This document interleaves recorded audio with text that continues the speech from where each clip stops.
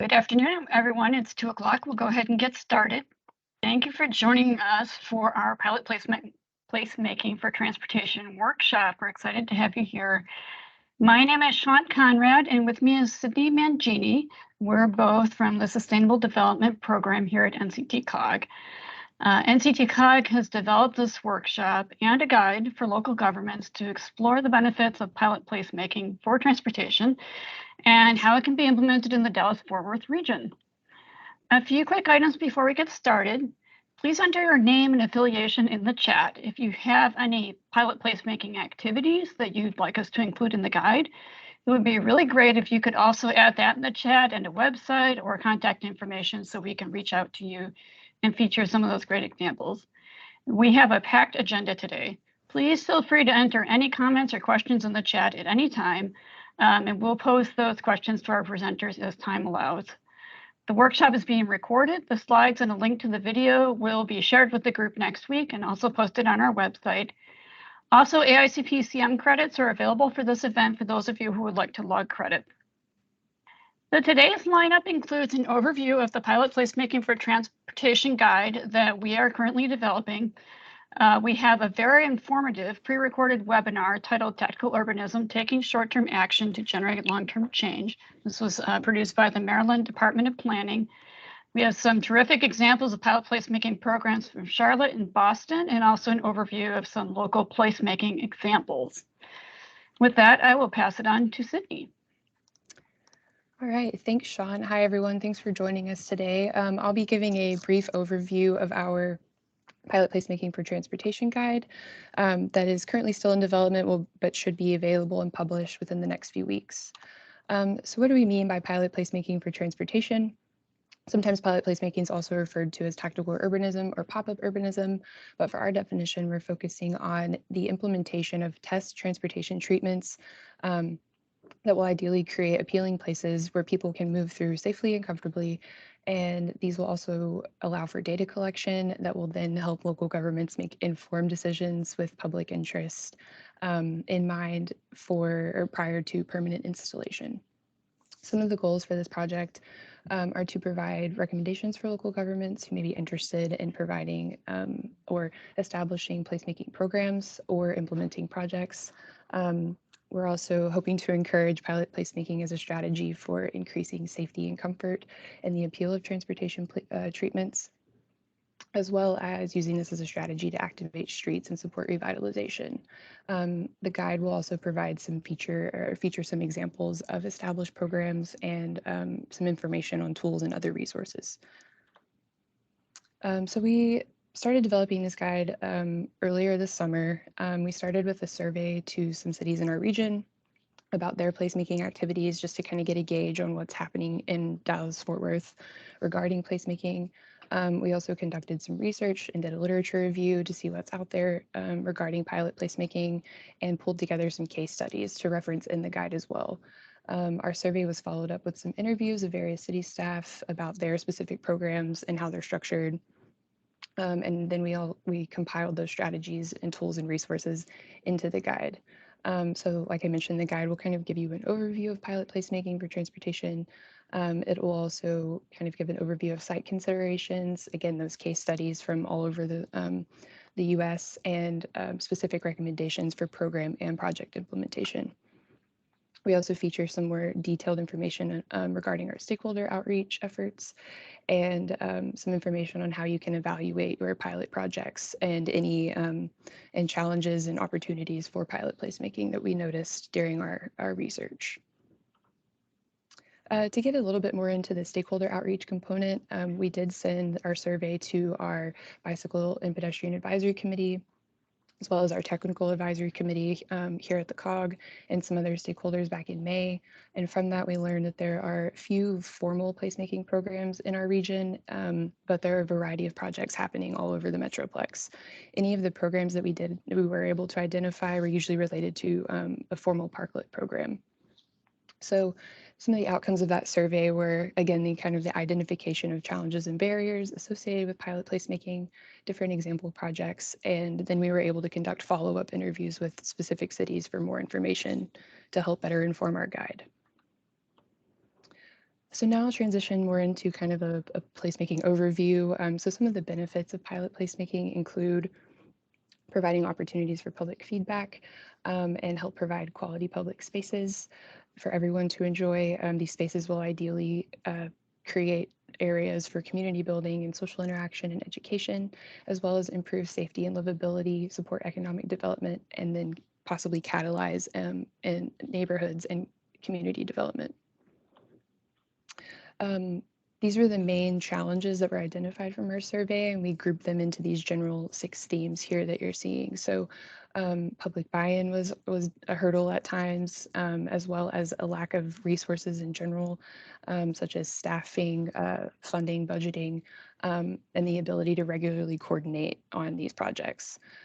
We noticed that shifting from temporary to permanent installations was also another hurdle for our cities, as well as keeping up with consistent maintenance and upkeep. The next few slides are regarding some different types of pilot placemaking for transportation. I am going to kind of fly through these because you'll hear about these types throughout the workshop and in our guide. So we've got parklets and open space, crosswalk art, public art. I do want to mention that for crosswalk art in the guide, we're going to kind of outline sort of the best practices and standards regarding crosswalks from pulling language kind of from the MUTCD and NACDO best practices. There's also wayfinding and signage, different bicycle improvements you can do, and then open streets.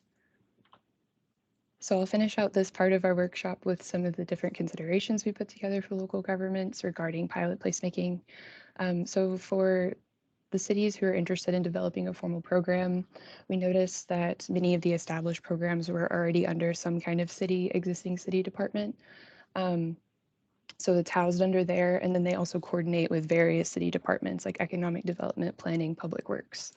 And then this is much easier said than done, but having that dedicated staff, funding, and resources will really help with the longevity of your program. Regarding permitting and regulation, reviewing current land use and transportation codes and processes for updates will kind of help streamline what projects are allowed in your city and what you could potentially allow for in the future. Developing a transparent and streamlined application process and kind of being upfront with your maintenance requirements will also help applicants better understand what's expected of them for their kind of end of the project. We also recommend kind of leveraging existing partnerships and relationships that cities often have with nonprofit organizations and other neighborhood groups to kind of get some of those project ideas coming into the city and working with those communities to kind of create something that the community wants to see. And then this can also help provide an opportunity for cities to provide educational workshops or events for those who may be interested in pilot placemaking. And finally, I'll touch on project longevity, which, like I mentioned before, kind of having an established maintenance process or plan can help with that long-term or possibly permanent installation of a project, as well as monitoring those projects and collecting data to see how well your project did at mitigating maybe a certain unsafe area or kind of activating a specific parcel of land. And then also the guide will feature some more details on how to assess kind of the feasibility for permanent installation of these projects. So that's what I had regarding our guide today. Like I said, it will be completed within the next few weeks and we'll have it published on our website and we'll also send it out to this group when it's ready. So now I'll pass it back to Sean. Thank you, Sydney. We're looking forward to wrapping that up and sharing it with all of you. We're going to go now into our hosted webinar, Technical Urbanism, Taking Short-Term Actions to Generate Long-Term Change, which is produced by the Maryland Department of Planning. This webinar is super informative and has a lot of excellent guidance and tips for getting started in pilot placemaking activities. It's about an hour. Please bear with us. There'll be a couple of ads that will pop up, but we'll dismiss those after a few seconds. Again, feel free to enter any comments or thoughts you have in the chat during the webinar, and as soon as we're wrapped up with that, we will continue on with our examples from Charlotte and Boston. saying, I've not done this in a while with Tony, so this is really exciting for us. It gave us a moment to kind of think about the work that we've done together over the last decade or more, and particularly since we were writing the book together back in 2014 and 2015. So Tony, if you'll advance the slide, please. Okay, Tony, you don't have the latest. It's okay, go back. Just wanted to remind everybody, I had one slide that was added to the deck, which was a promotional slide for our book with Island Press. If you are interested in ordering that book, if you do not have it, you can access it at islandcrest.org, and you can use the code SMART to save 30%. And so really with that, thinking about the book and thinking about how the practice has evolved is really what we wanted to focus on today and share some of our latest thinking and work as it relates to tactical urbanism, because it's continued to evolve quite a lot since the publishing of the book back in 2015. So street plans, we're a planning and design firm. Next slide, Tony. We do a lot of work from the planning and sort of conceptual design level down into detailed, implementation and technical design work and material standards to the actual implementation of better streets and better public spaces. Next. As it relates to smart growth, really, Tony and I come at this work with a very strong focus on smart growth and walkability and all the good things that come with that. And if you think about some of the challenges where they come from in our world as it relates to street design and land use, you can see that our population since 1950 is doubled, but we have 7 times the VMT. Next slide. Which means more people are driving more often for more things. This has led to an increasing number of traffic crashes and fatalities. We just saw this data come out yesterday that there was more than a 10% increase in fatal crashes since 2020 itself, already a high year in terms of the number of injuries and fatalities. You can see that transportation emissions have now surpassed the power sector in terms of being the #1 offender for emissions across the United States. So when we think about intervening, really we're thinking about transportation as being a key focus of that. And all decisions related to transportation, whether it's at the country scale, the state, the county, and local level, is having a global outcome. And I think we, particularly in the last few years, have seen what that outcome is looking like and have a pretty strong sense of the kinds of work we need to be doing urgently to advance in the planning realm, the transportation realm, what we can do to reduce emissions and keep the Earth from heating further. Next. So primarily, we can't keep building streets and environments that look like this, which lead to the increased crashes, the VMT, the emissions, obviously. This is a major challenge in how we retrofit our communities. So decarbonizing and humanizing our cities is not something that is a big intellectual secret. We've known what we need to do for quite some time now. But part of the challenge is going from a vision and a plan to actually getting something into implementation. Next slide. So when we propose new ideas, typically any change is often viewed as bad change, and it becomes a very strong and challenging political issue that has to be dealt with in the very near term, which can really impact the quality of projects that actually emerge through public and open planning processes. We call this conventional project deliveries, taking that sort of propose and defend approach, which oftentimes is very focused on large scale, very expensive, high stake projects, which really date back to the 40s and 50s as planners started focusing on very large scale investments coming with federal funding.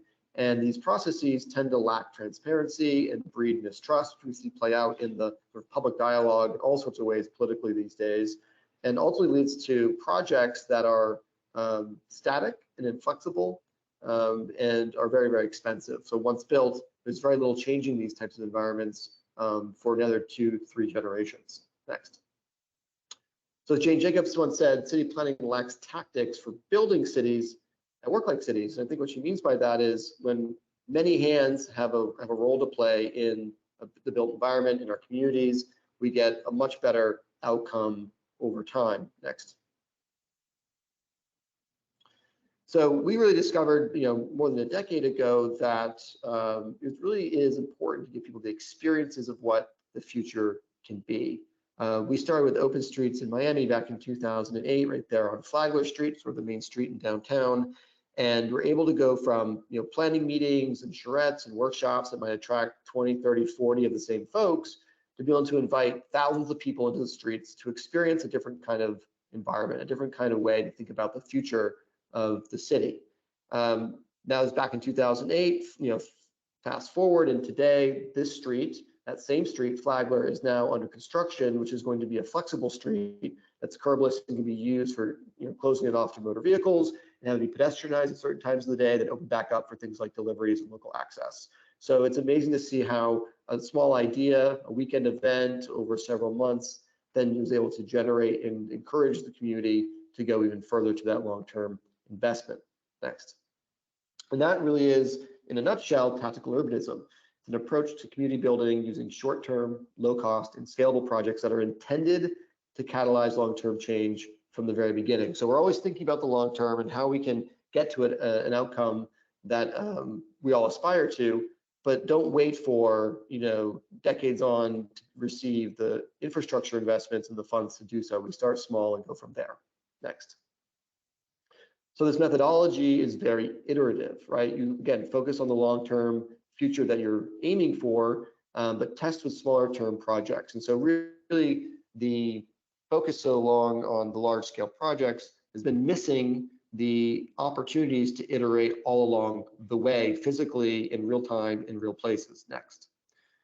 So over the years, we have generated this methodology, which allows for demonstration projects, 1 day to a month, very, very inexpensive, to pilot projects, which are typically a month to maybe a year or more, really to collect data and information and ongoing feedback from stakeholders, to interim design, which is what we look at from, say, 1 year to 5 years or more, which fills the gap between successful pilots or demonstrations and actually allows you to continue to iterate as you would generate a long-term project or plan in your community, which might last for several generations. And so we've kind of grown used to this as a culture, but until recently, we weren't doing this much in terms of thinking about how we deliver changes to our streets and public spaces. So this versioning idea is something we can look at with a long-term vision like you see on the left, and then sort of reverse engineer that and figure out what can you do with existing streets, existing places, and quickly create those geometric changes or add those amenities, add the public spaces, and see how they perform and evaluate and use that as a tool to move forward. And so this has a lot of benefits, right? One, it gets the projects on the ground quickly, allows people to experience them and give their feedback over different time durations. It uncovers what works from sort of a technical operations, maintenance perspective, and of course what doesn't. And then ultimately we find that can help build political will and deliver those public benefits generated in the early phases faster. And that's one of our early projects working in Penrith, Australia, which is now permanent as it's gone through those different iterations. So there's a wide variety of applications for tactical urbanism. I won't go through this in great detail, but in terms of advocacy and project instigation, we see a lot of people who might, with or without permission, try to create an awareness to advocate for change in their communities. We see tactical urbanism used as a tool during the planning process to engage people by going out and physically making changes and doing that in public and with public involvement. 3, after a project is completed at the planning level, you can then test some of the projects that are recommended and get that on the ground quickly to kind of continue momentum from the planning process. Tony will speak about this more, but you can use pilot projects as a way to sort of test out the capital design process, which may be funded, but you don't yet have a design for it. Can go from the design on the computer screen to design on the street to really help make the long-term investments better informed. 5, you can do materials or even operational testing on streets, bring out the fire truck, test the different kinds of materials that perhaps your community hasn't used before. Tactical urbanism projects are great for trialing those things and evaluating them openly and in real time. Next. There's academic studies we've been a part of that look at things like levels of stress and parasympathetic responses to a change in the environment. So a pre and post analysis on how people respond to the built environment and how changes can be very beneficial and being able to document those. 7, crisis response. Of course, we'll get into that in a few minutes, but whether it's pandemic or natural disasters, tactical urbanism by means of being quick and relatively easy to install projects it can be really useful to respond to unexpected changes in our lives in a positive way. 8, we can accommodate seasonal need or demand. So oftentimes you see streets that might need to change based on summer versus winter or shoulder season. And so there's ways to kind of install and deinstall projects to meet those seasonal demands. 9, pre-vitalized redevelopment sites. So we do a lot of this type of work where there might be vacant land or unutilized land, and you can add the programmatic element and the physical changes flexibly to start to bring people and to build a market and interest in just take my head in. location within the community. How are you doing? I'm good. And How are you? finally, How are you permits, doing? policies, and You program some guides cherries? which No, I'm good. allow all Thank these you. things to sustain themselves over time. Next. I don't know. So speaking of the pandemic and responses, obviously this changed everything in everyone's lives, who I'm sure is joining us today. And what we did see very quickly is that as we were given the guidance to distance from each other, that became very, very challenging, particularly in dense urban environments where there's not a lot of space for people to keep that distance. And so you see there on the right kind of a stunt that was performed in Toronto to make the point that we really needed more space. And lo and behold, communities started to do that very, very quickly. And we started to document it here at Street Plans, all the different types of changes that communities were making. Next slide. Which really boiled down to, in the first couple of months of the pandemic, this set of 6 different changes. As communities were experimenting with giving more space to people, to allowing curbside pickup and drop off, to additional walking space, to getting restaurants out into the street. It was pretty remarkable at a global scale. You could really analyze and look at really just 6 sort of patterns that were being set with how communities were responding to the needs of the pandemic. Next. So with that sort of study and that tracking, we were able to partner with NACDO and the Global Designing Cities Initiative and other partners to develop this guide in the course of about 6 weeks, which was meant to continue to inform communities, particularly city governments, on how they could adapt streets and public spaces for service delivery. It's health services, or next slide, thinking about streets for protests and how streets can be adapted and managed for that, from design and policy and engagement, what some of the design details are, and really over about 15 different ways that streets were and have become used over the last couple of years in a way that maybe was happening in some places, in some ways, in some communities, but not at the scale that it has occurred over the last couple of years. And so really trying to make sure that communities had that level of guidance to think about how to flexibly adapt and use the tactical urbanism methodology to meet their needs. Next. So we really see the sort of the project delivery framework for tactical urbanism is well adapted, or can be adopted for things like a pandemic or other sort of emergency responses. You can see here the very quick to the more lasting and long term. Next. So in total, when we were keeping track of all this stuff globally, and then realized we couldn't keep up with it ourselves, so we partnered with a few other folks to develop a database that is searchable and is mapped and has lots of great outputs that you can go through yourself. And we found there's more than 400 cities across the globe who made those changes, or 45 countries using those 6 tactics, and with more than almost 1,400 different applications at a global scale. And so it was really hard to imagine early 2020 or late 2019 that this kind of change would occur. But tactical urbanism, that methodology, was there and primed and became kind of the go-to to help scale these changes as needed in this global crisis. Next slide. So I'm going to hand it off to Tony, who's going to walk through the evolution of tactical urbanism and share a few case studies. Thank you, Tony.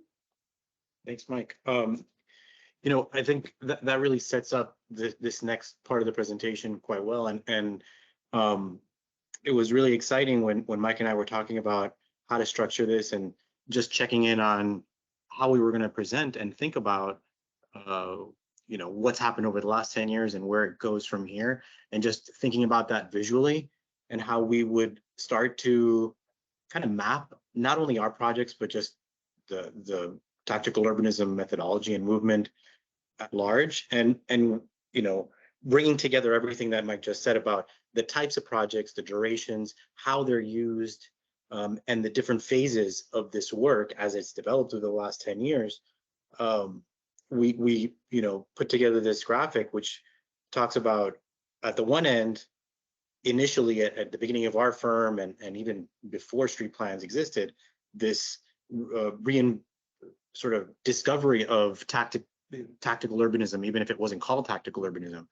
And then, excuse me, that gave way to the sort of introduction of this methodology and the conversion of it from something that was advocacy and guerrilla related into something that was more formally embraced by the planning profession, if not maybe a little bit tepidly at first. And then as the years have gone on, you can really see it be more formally adopted. And that's reflected in both the evolution of our methodology. So at each of these steps, we've developed new tools and figured out how to professionalize our work. Where, I'm going to show you an example in a moment of a project that initially was just kind of going out and doing the work, and then ending with a project that had such an intense level of planning and execution. There's a document or some sort of a structure to every single step. Even though the projects are going fast and they're relatively inexpensive, the structure that we use allows for that speed because it's predictable and efficient. And so it's really just satisfying for us to see this. And I'm gonna jump into just three of the major ways I think that we see this work even still used. And I think one of the things that we wanted to do with this presentation was kind of clarify what is tactical urbanism, because I think there's still a good percentage of people, planners, that just think about this as parking day or as a pop-up short-term thing, and it's really so much more than that at this point. And the applications that Mike talked about really point to that. So this first example is from Miami. Some of you may have seen this example. We've talked about this for many years. This is a project in downtown Miami that has taken on several different iterations on Biscayne Boulevard, which is our main street in downtown Miami, apart from Flagler, which is what Mike showed. There are these series of parking lots, and going far back, as far as the early 2000s, there was a plan to pedestrianize this boulevard into more of a pedestrian space rather than what it looks like on the screen here, which is pretty consistent. This is a screenshot from a couple of years ago, but it could have been taken this morning. And so, here's where we're at in downtown, adjacent to Bayfront Park, our major downtown waterfront public space, and tens of thousands of people who are now living in downtown and have been for 10 years, and they have to cross what amounts to, 8 lanes and, several tens of thousands of square feet of parking just to reach this park. And it's no wonder that's very difficult, and that distance physically and mentally keeps people from going to the park. So the story of our intervention there starts in Parking Day in 2011, just testing out this idea, especially in Miami, where it's a relatively conservative political structure. So doing things that are viewed as progressive or guerrilla style, it's just not something that you find. And I think that's similar to a lot of cities in the United States, where they're small or large. There's a lot of places that don't fancy themselves New York or San Francisco, and I would consider Miami that. And so this incremental approach, where we do like a one-day parking day to kind of get people on board and introduce the materials, and then scale it up to something that looks at this scale, right? This is one of those parking lots, and we got a grant to do this project for $10,000. And most of that money actually went to just pay for the spaces. So the materials and everything that I'm going to show you here happened for about $3,000, and not including the rental of the space. And this was all laid out in one day, and it was a 1-week test. It was just so phenomenally successful that, at least from our point of view, in the context of what Mike was saying, as something that disrupts people's idea of what something should be, in the same manner as the open streets on Flagler, it was successful. It didn't lead to a longer term action necessarily, or longer term investment, but that wasn't really the point of that one. So that 1-week test led to a larger scale investment by the DDA to really do a larger scale test. And so it went from one week to 1 month, almost 6 years later. So you can see that, the pace of change doesn't necessarily, just because we were able to do these projects in a fast pace does not mean that change follows right away, right? You still have to be patient and put in the political work. And so this was a project that took 7 months to complete, from the moment that we got the notice to proceed until the actual implementation. And our budget for this was $14,000. Most of there was a larger budget, and a lot of that also went to just renting the spaces. But you can see here that it is a methodology that applies to streets as much as public spaces, architecture. I mean, there's so many different applications of tactical urbanism in the built environment. It's one of the reasons I really love this project. And part of the hook here is programming it during the day, programming it at night, using temporary or found materials. You can see here, these are just tires. But making it look beautiful is key to the success of this work. It shouldn't just be a bunch of hay bales in the middle of the street. If it's not beautiful, people are not going to get it. They're not going to rally behind it. And that's a really key takeaway, I think, for anybody who wants to do this work moving forward. There's also this data collection component. Part of what you're doing is taking those photos to tell the story. So it's got to be beautiful for the photos, but it's also got to be beautiful so that people go there, right? And then you collect that data, and this is part of your selling point to get more funding later for the permanent project. You say 20,000 people went over 3 weeks. That's huge, where nobody would have gone to this parking lot beforehand. And then also try to leave things behind, like the asphalt art in the images. Some of this furniture is now just degrading in my backyard very slowly. And part of this, and we return back to this subject over and over, this is a political problem. Our streets are political. How we change them is political, because ultimately people have a very strong opinion about how that all works, and they're not afraid of emailing and reaching out to their elected officials. So, this was all, there was a big to-do about it and press conference. And, this was in 2017. So here we are 5 years later, and still nothing has happened, and there is no Biscayne Green permanent. But one can imagine if there were more political leadership and will at the staff level in some of these agencies, that this would continue to move forward, even on a programming basis.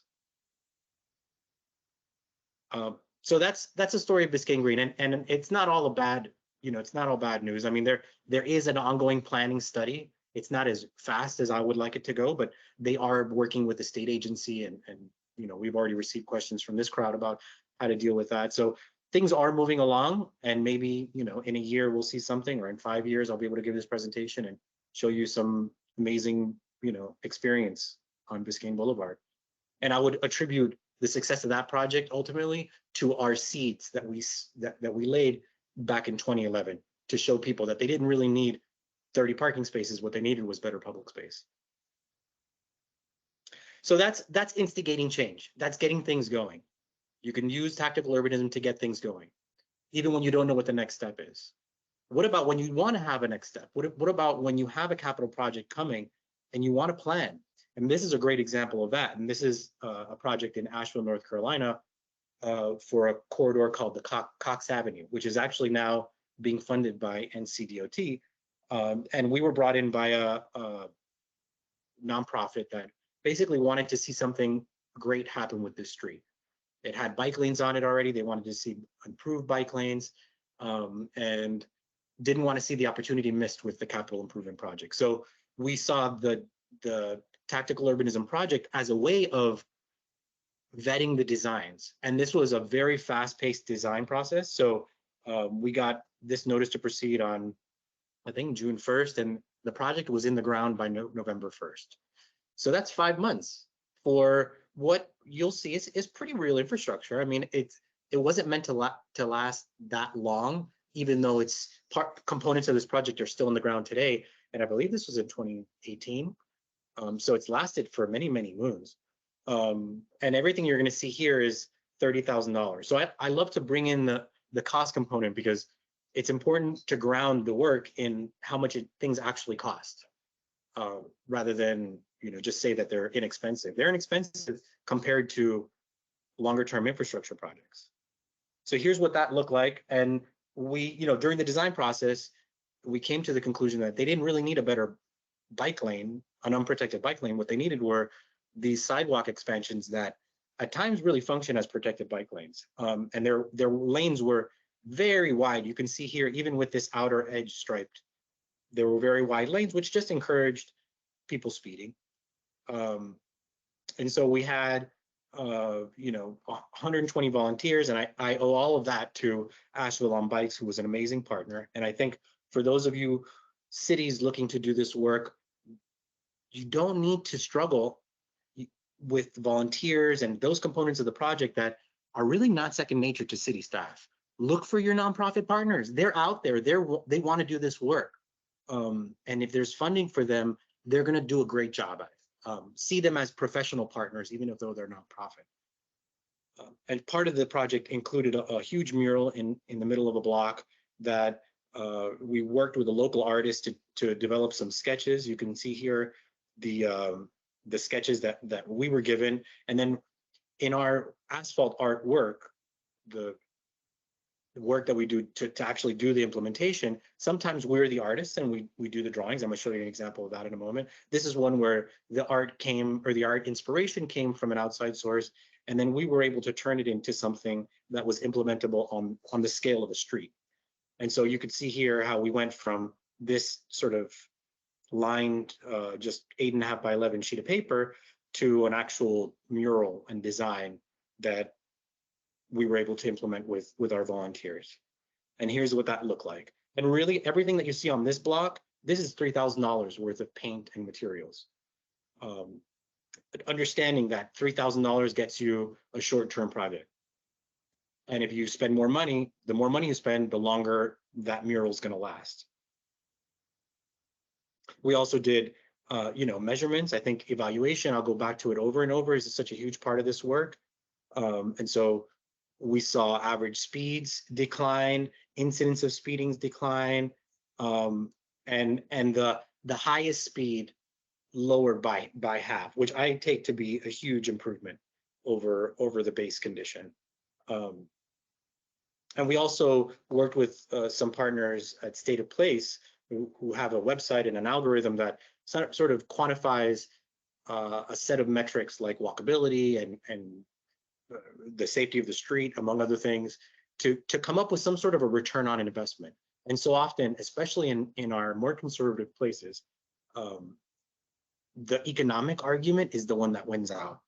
And so the more that you're able to make that economic argument, like, look, your return on investment for every dollar we spend, we put $23 back into the tax base. That's hard to argue versus just keeping the status quo as is and having a safety deficit and also missing out on this, $3 million for the 30 grand that we spent on materials.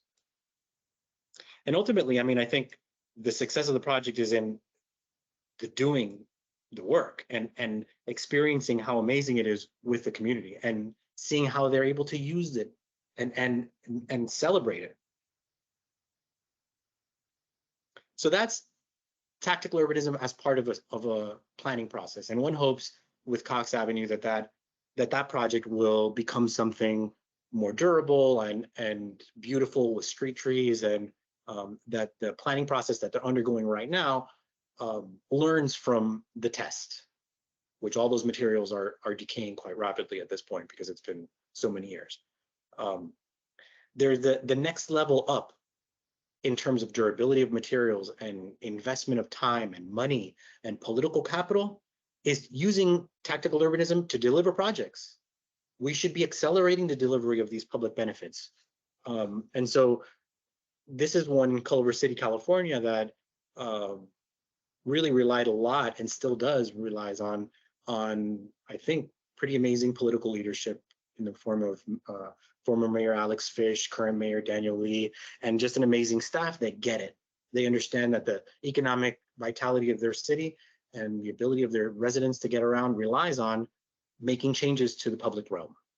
And so part of the inspiration and the genesis of this project actually came from a study that we did with the TRB, the Transportation Resources Board, called Fast Track, which looked at tactical transit projects around the country.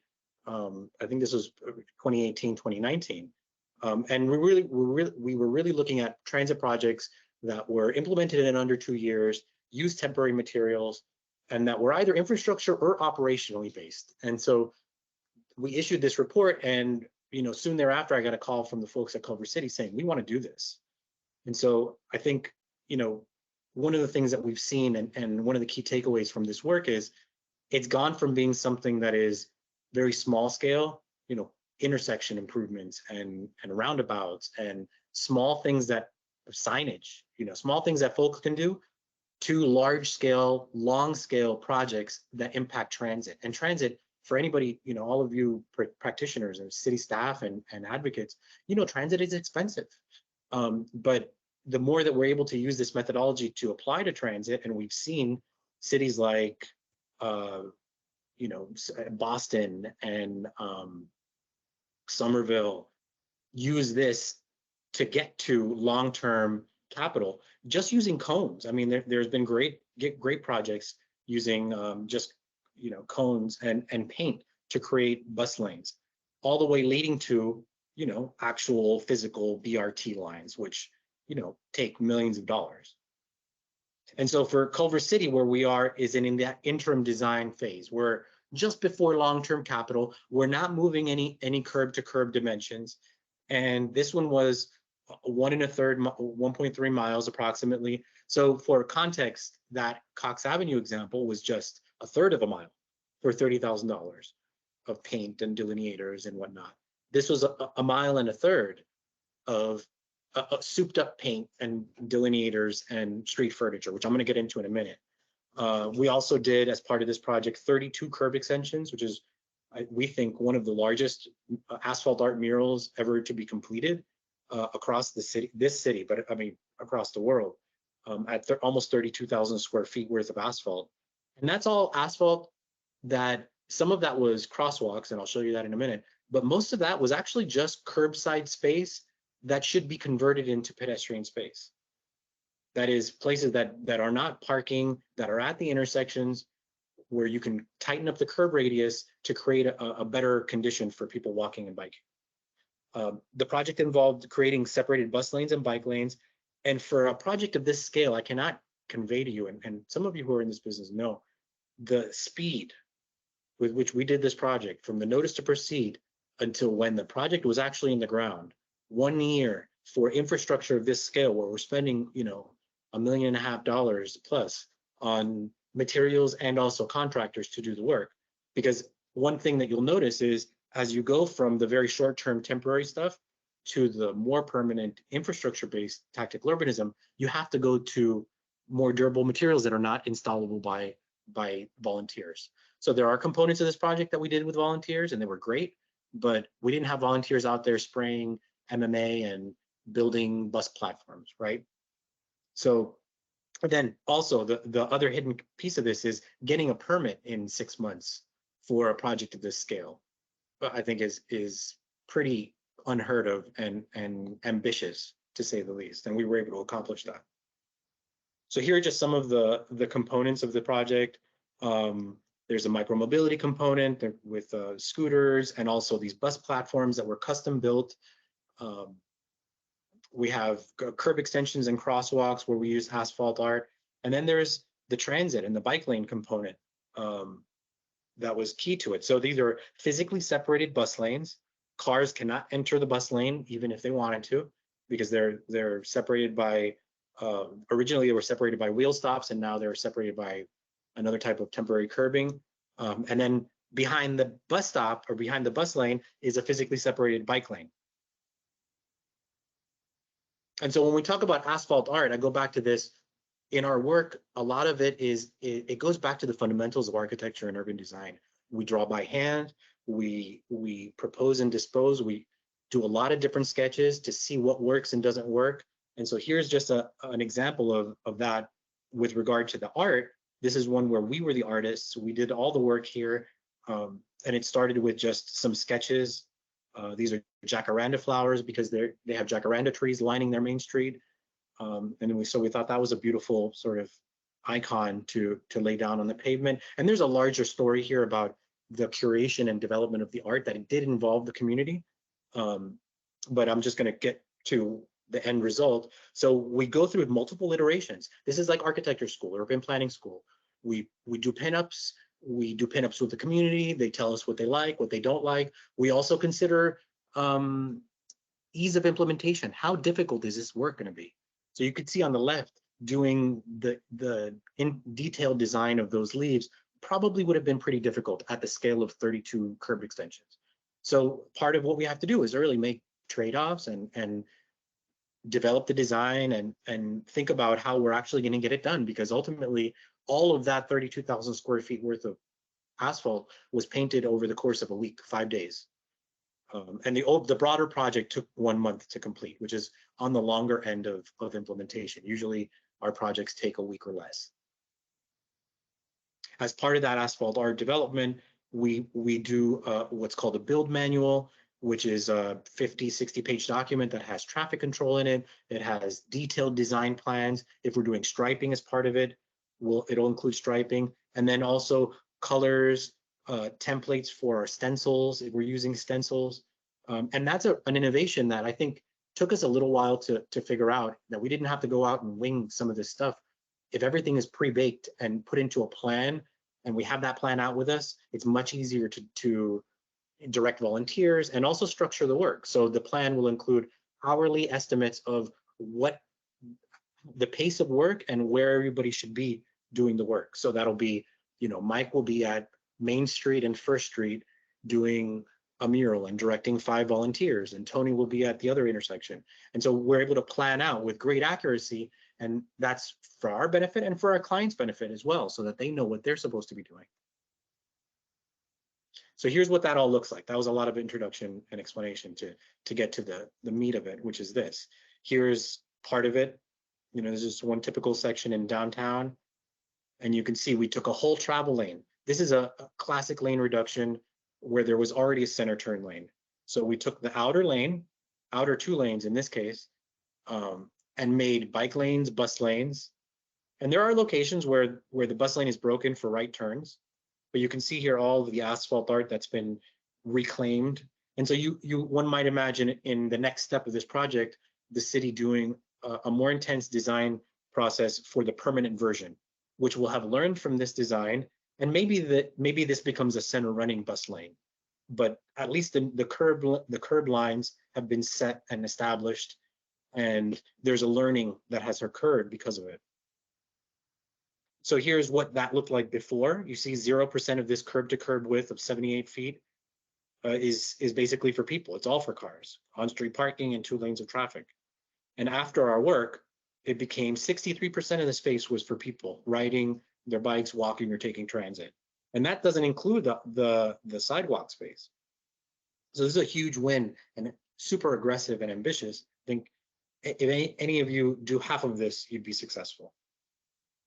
Here's another just aerial shot. You can see here, we add in medians. You've got the bus bike platform, and then the asphalt art.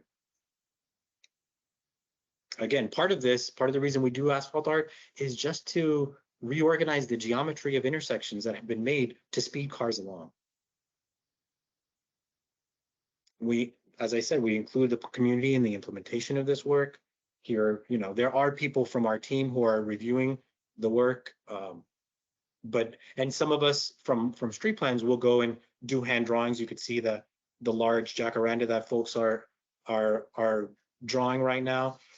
That was drawn initially by some of our staff, and then we do kind of a paint by numbers where we tell people what they have to fill in. And we're particular about how things look and maintaining quality control. And if we have to, we move people around if we can. And finally, I think it's important when you do this work to celebrate it. It shouldn't just be once and done, and then you go home and you're exhausted and that's it. Celebrating it from a political point of view is hugely important, because you want people to see that it's a success, that there is broad political support and popular support. So they had a ride, and this is a huge to-do that the city did for this investment. Now, returning back to evaluation, just some advice here as you do this work, and I'll explain how we did it on this project. It is so important, especially as you make these really controversial political changes of removing a whole travel lane. you're going to have a good segment of the population that is not in favor of this. Even in the most progressive of places like LA, you still have half of the population up in arms, upset about this. You know, Tesla driving, Bernie Sanders loving people still upset about their commute taking another 2 or 3 minutes. And so all of that to say, you need to have really robust data collection and get apples to apples data. Use the same technology before and after, the same timing. If you do it on a Monday morning when school's in session, when it's sunny outside, do it the same after. You want to get really great data sets before and after. And your after data, you really want it to be a few months after the implementation so that people calm down, their travel patterns return to quote unquote normal. And especially now in the pre-COVID, in the post-COVID era, having some pre-COVID data is important. So you can say, you know, here is our project now, here is our project before we implemented it, and here it is in comparison to the pre-COVID times, which was another level of traffic entirely. For this one, we use grid smart cameras, and we also use manual counts. We have had really spotty and not great success with technology in general, not just grid smart, but other technologies. So, you know, that's something that you really want to be careful with in terms of relying too much. But where you are using technology, double check. Make sure that there's some validation process in place so that you know that those cameras or that device, whatever it is picking up all of the people who are walking and biking, because that's your metric of success. And then identify what those metrics are. Being transparent about this is important. And owning up to doesn't work. Owning up to what doesn't work is important. So if the data shows that something's not working, identify what that is, be clear about it, communicate it, and see how you can fix the project moving forward. So we post everything online.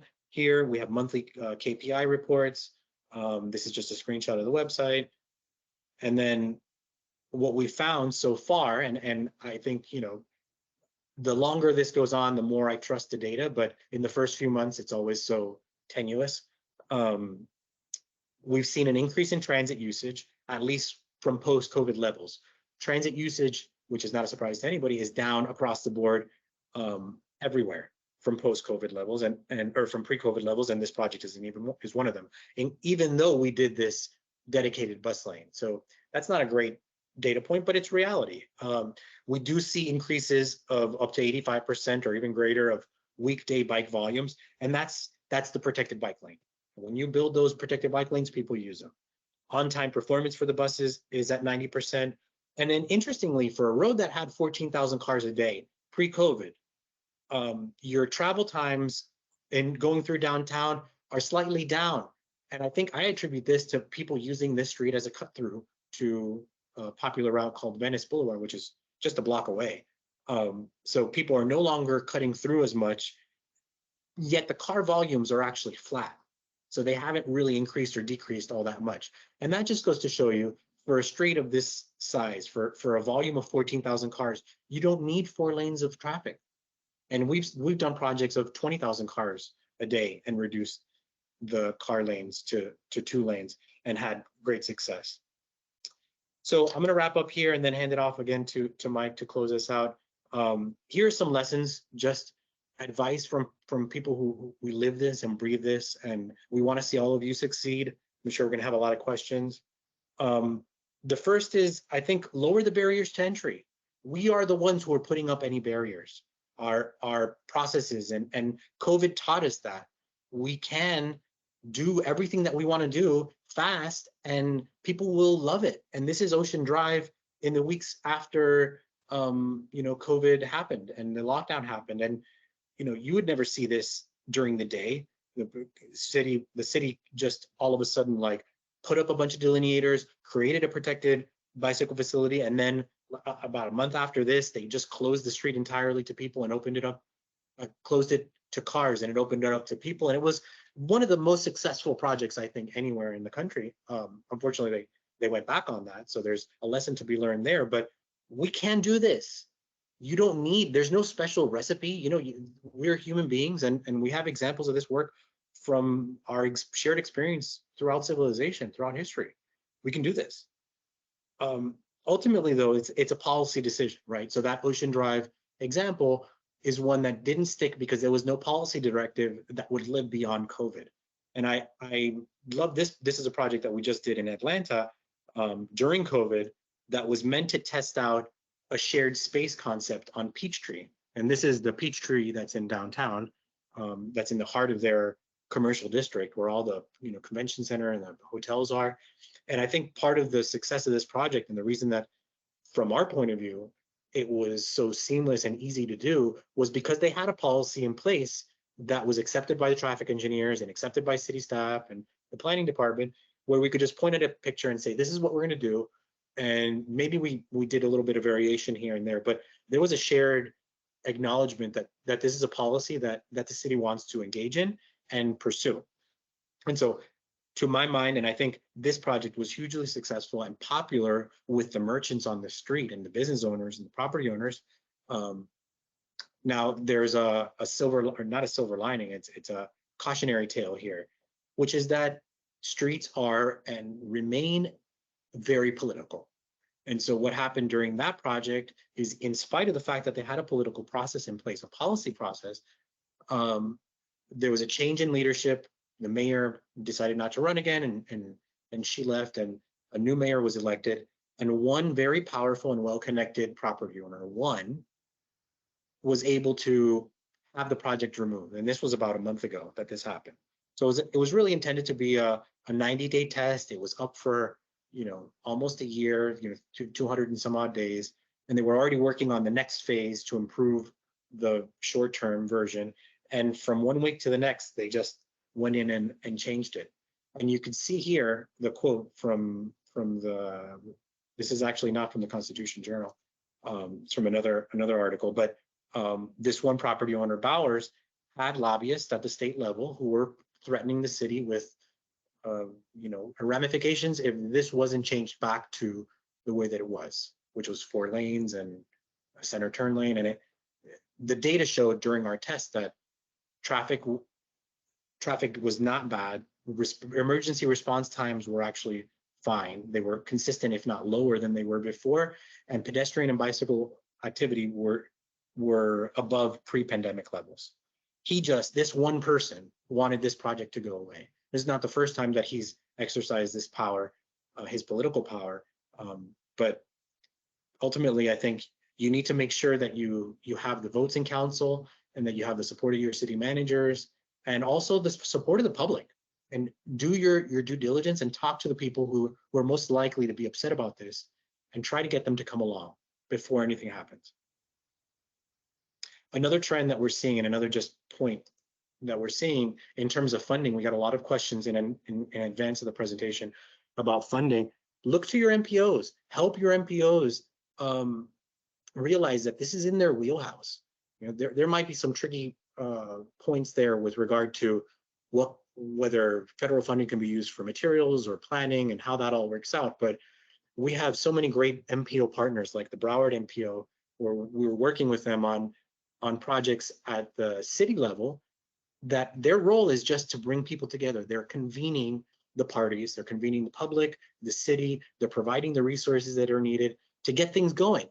And I think it's really one of the best uses and the best reasons for MPOs to continue to exist and evolve is to help infrastructure get better. And this is one of those ways. And the Broward MPO, I think, does a great job with this.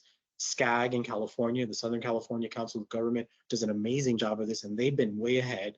We've also seen this come out of CROG, the Capital Region in New Haven in Connecticut. So, there have been other smaller projects, and this could mean that the MPO has a kit of parts, that they buy materials and loan them out to cities, or that they just convene their consultants and give some funding for materials. But there is a role there, and there's funding there to make positive change at the municipal level. And one of the projects that we actually did with the Broward MPO was recently in Deerfield Beach, where we took a suburban street and really reimagined the geometry of the street intersections. And you can see here just 3 of those examples. Those very wide suburban, 30 to 40 foot curb radii became 20 and 15 foot radii and we reclaimed a lot of space for pedestrians. And one of the questions that we get over and over is, what about MUTCD? And I'll just, I'll say this and try not to be too undiplomatic about it, but there are ways of addressing MUTCD and creating safe streets at the same time. And that is just creatively reinterpreting the decisions, especially as it relates to Asphalt Art. We know that MUTCD says to stick to earth tones. Those are browns, reds, tans. You can make beautiful designs with any sort of color palette. But ultimately, I don't think that this is an MUTCD issue. I think it's a city engineer issue. The MUTCD is super clear about relying primarily and exclusively on engineering judgment. And so there's a person in your city who is a city engineer, and they're either going to allow this and support it and understand that we can make safe streets, or they don't get it and they want to continue with the status quo and continue to apply MUTCD, even though we see the statistics like Mike showed at the beginning of the presentation. 40,000 people die on our streets every year, and I'm sure MUTCD is not responsible for that, but there's a good amount of responsibility that is at the foot of our engineering profession for just applying standards without thought to context at all. And that's where I think there's an ability to rethink MUTCD and to interpret those guidelines. I'm going to wrap up here in another slide or two here. Be nimble and learn from failure. You're going to fail. It's okay. The whole point of this process to use temporary materials is that things are going to go wrong. This is a project from Hawaii. The city was not able to put in delineators fast enough, and the mural that we created was it was destroyed within a matter of weeks. And so the learning is, you got to be nimble. You got to be able to get on your toes and get out there and fix things before something goes wrong, especially if you're going to be doing this work. It can't just be status quo. You can't rely on the normal capital improvement plan and wait for a year or 6 months for staff to go in and do something. And then use this methodology to negotiate. So often in our work, we find ourselves up against standards that were written in a vacuum or don't take into account the real lived experience of all of us, of our world. And so this is an example from Burlington where we're developing the bike plan for the city. And rather than sort of try to negotiate over email about what some fire code says about the size of trucks, we did a test, figured out, well, our approach might have been a little bit too aggressive, but the standards also were not realistic at all. And there was a middle ground, and it was done just by doing a test with the actual equipment. And I think there's a lot of this, the spirit of this photo gets at the heart of the testing component of our work. And so I'm going to hand it off to Mike to wrap up. Thanks, Tony. And I'll be relatively quick, so we can leave about a half hour here for questions and discussion. But I think moving through the implementation process and thinking about how long you want something to last, what materials and what budget you have in place, and what are your maintenance practices, what's available to you from that perspective, is really critical in sort of aligning a project or developing a project that really hits your goals and responds to your capacity. So not over designing and not under designing from a materials perspective. And I think getting that right, or very close to right from the outset, by really thinking through all the implications. And as Tony had mentioned, working with DPWs and various agencies and departments to understand that you're trying something new in a new way, and that they're going to need some response and collaboration to help iron out some of the details as you get through into the implementation phase, is really a critical part of the work. Next slide, Tony. One thing I think we saw during COVID has been so powerful is that streets have all this sort of latent value that we have been covering over by just thinking about streets for moving cars and parking cars. And when you create this type of value that you see here, if you look at this from an economic standpoint, I'm seeing just local sales tax dollars going at a quick pace into the New York City's coffers.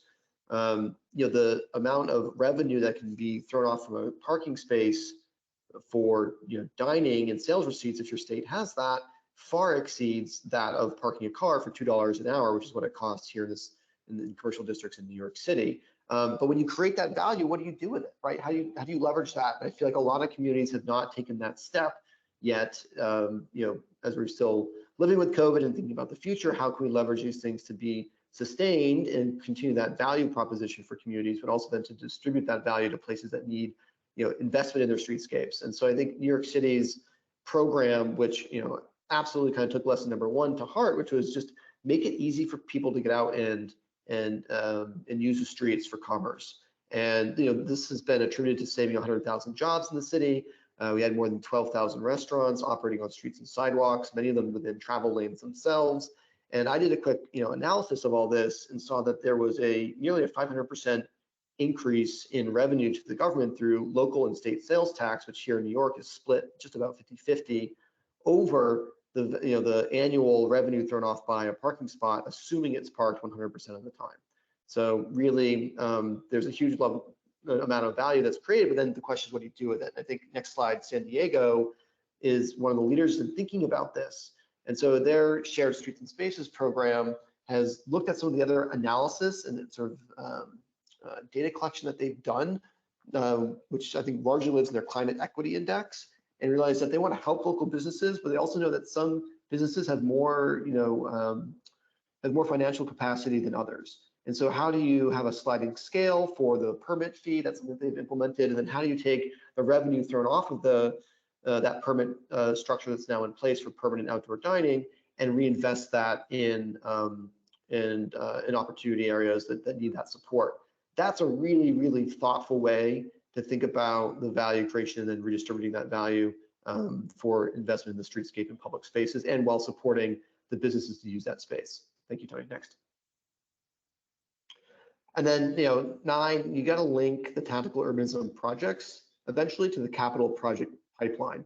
It's one thing to have a successful project, over the course of 6 months or a year, but you're really going to use it as a way to inform and build that pipeline. There's a huge capacity for tactical urbanism to play that role and have that be transparent with the public, having an understanding of what funding is available, what portion of funding is required to go to a 1 to 2 to 3 year, say a 5-year sort of version of a tactical project. What is the replacement cost in terms of the maintenance on, say, delineators or the paint on the ground, and really quantifying how this stuff works and can work at a local level is, I think, really a next step that has to be advanced with cities around the country and the world. And I would just say that I've been so impressed by the work that Paris does and has been doing through COVID and now moving forward, where, you can see from this image when I was there last September, they're already taking their COVID bike lanes, which you see dashed in yellow, and hardening them by making them permanent infrastructure, which is what you see there on the right as a permanent protected bike lane. So they're moving at a speed and a pace where somehow they've linked that short-term investment to being able to move dollars and resources into that design process and implementation really in a matter of months, which is super impressive. And so I'm always interested to see how cities develop their capital processes and how tactical urbanism can fit into that and inform that long-term investment. Next. And I think finally, we learn by doing. We set out to do this work, even when we were writing the book, the Tactical Urbanism book, we were, only a few projects in understanding the really fine-grained details and how to execute projects at a high level and at an increasingly large scale. We were just at sort of the cusp of that as we were writing the book, which is largely about the ideas and examples that we've been inspired by and collected and had researched. But now that having incorporated a lot of this in our practice, I think the same principle holds, is that we can read, we can be told something, we can retain some of that information, but I guarantee you, if you go out and do it, and you do that with your community, the impact is tenfold, right? So we really are focusing on the doing part and learning by doing, which we think ultimately results in better streets, better spaces, and of course a better process in how we deliver projects over the short to long term. So we have a lot of resources available, through tacticalurbanismguide.com or on streetplans.com. You can certainly find a lot of those resources there. I want to close by saying again, the book is available for a 30% discount at islandcrest.org. You can enter the code SMART, SMART, all caps, and receive that discount. And I think with that, we will open it up to questions and discussion.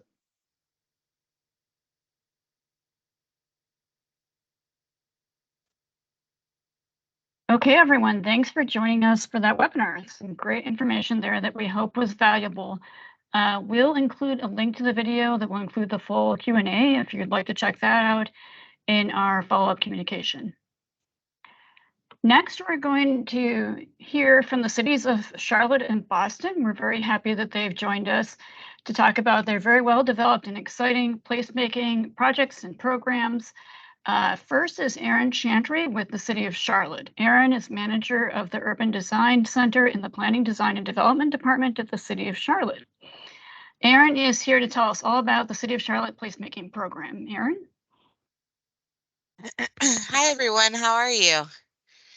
Thank you so much for inviting me to speak with you today. I really appreciate it. Quick housekeeping question. Am I able to advance my own slides, or should I say next when I need them to go forward? I just say next slide and Sydney will advance for you. Okay, perfect. All right. Well, you can go next. We can go ahead and get started. So yes, my name is Erin Chantry. I'm the manager of our Urban Design Center. We sit in the Planning, Design, and Development Department for the City of Charlotte. I'm an urban designer, also trained architect and city planner with over 15 years of experience. My email address is up here. Anytime you'd like to reach out, please do so. I'd be happy to take any questions. Next. So I'm just going to walk you through our placemaking program. We kind of have 5 elements to it that we've built out. I'll quickly touch on each one. I think I have about maybe 10 or so minutes, and happy to take any questions after.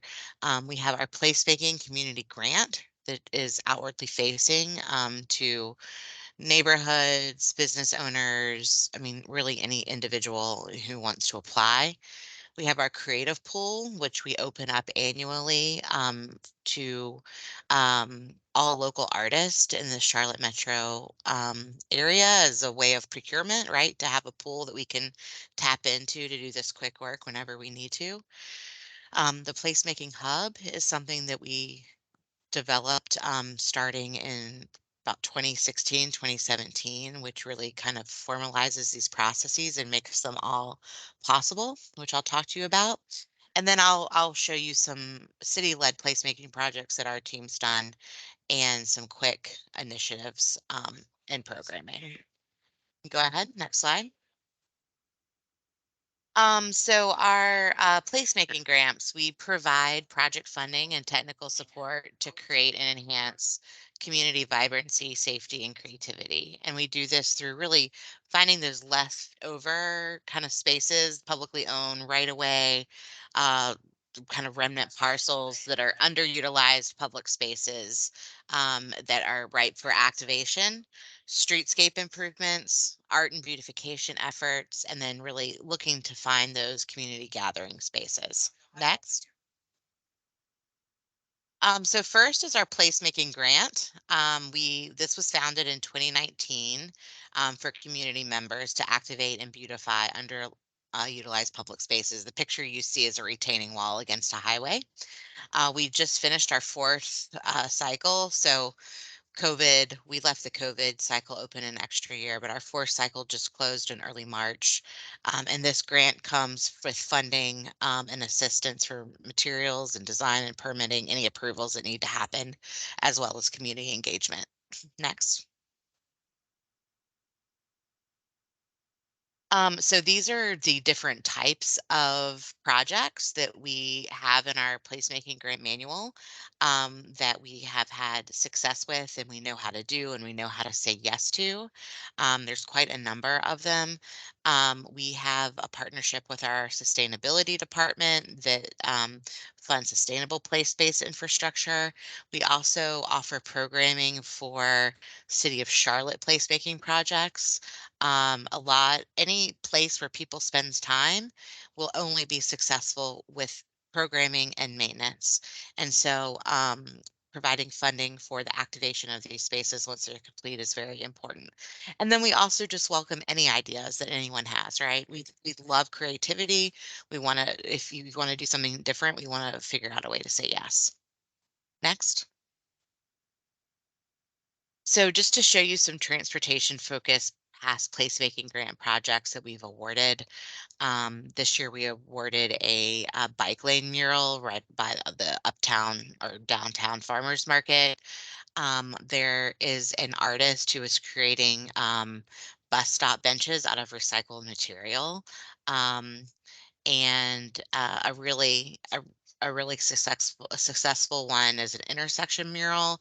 It had a sweeping right turn and with a bike lane, but obviously people weren't staying in their allotted lanes, and so we had the neighborhood apply for a large mural that really delineated the bike lane from the travel lane.